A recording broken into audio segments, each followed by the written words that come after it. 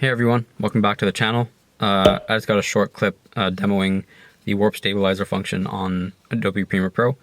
So I recorded this footage with the Canon 50mm f1.8 STM lens.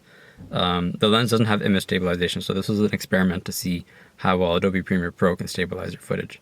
So I'll have the settings for the clip right after the clip finishes on the screen, and you can take a look at how I fine-tuned some settings to reduce the amount of shaky cam that I got. So if you have a lens that doesn't have image stabilization, this could be a really good method for you to get smoother video.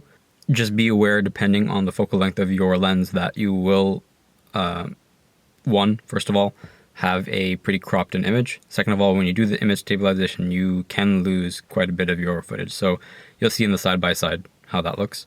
So play around with the smoothing percentage, the method it uses, and there's another parameter called, I forgot exactly what it's called, but you'll see it, but it's going to be some percentage ratio between smoothing and cropping, and you can reduce that as well so that you can prioritize smoothing or cropping to different effects. So take a look at the settings I have and how it affects the video, and good luck with your filming. Also, here's a teaser for the next video. So if you guys want a Starlight headliner in your car, make sure you subscribe and I'll show you guys how to install that and hide everything to look as OEM as possible. Thanks for watching. Oh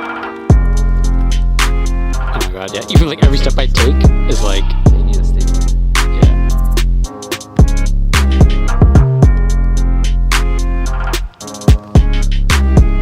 Maybe you don't need to do that stabilizing with thick because it might counteract walking.